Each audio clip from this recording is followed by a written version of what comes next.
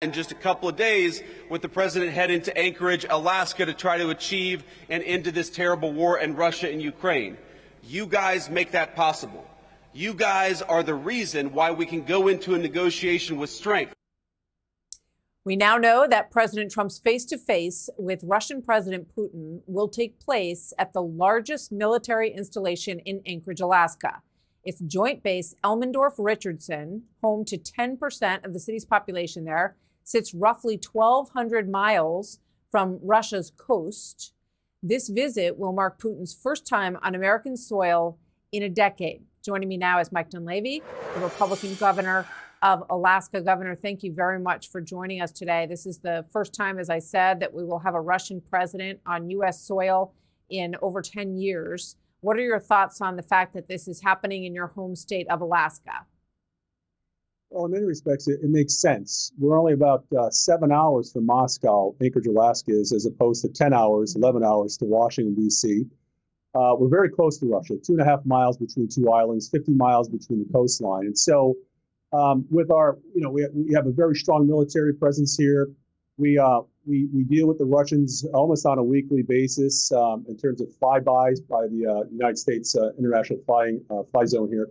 And we deal with their ships going through the Bering Sea. And so it makes sense for it to be here in many respects. And, it's our hope, I think, along with the rest of the world, that something positive comes out of this discussion with the president. But I think the president's going to look President Putin in the eye and take the measure of the man, and we'll see where it goes from there.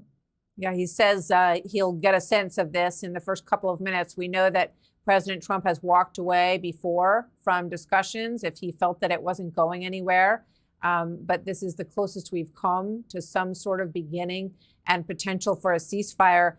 One of the headlines today in the New York Times is about Yalta and a comparison to 1945. It says Trump and Putin could decide others' fates, echoing the Yalta summit, pointing to the fact that Zelensky is not going to be there. This is the New York Times writer Steve Erlanger. But it is expected, President Trump said, that he wants to have another meeting, wants to have it fairly quickly, that includes Zelensky. Your thoughts on all that? Well, again, I think the president has laid it out.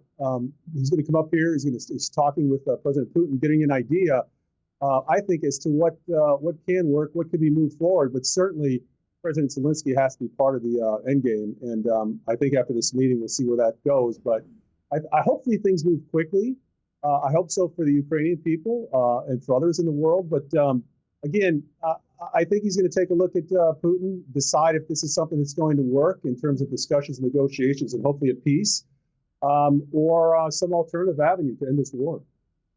Well, you are the governor of the closest state we have to Russia, as you said, about 1,200 miles away. At the closest place, it's under 3 miles away. Governor Dunleavy, you're going to be the focus.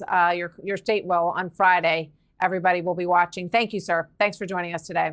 Absolutely. Thank you, Martha. Hey, Sean Hannity here. Hey, click here to subscribe to Fox News YouTube page and catch our hottest interviews and most compelling analysis. You will not get it anywhere else.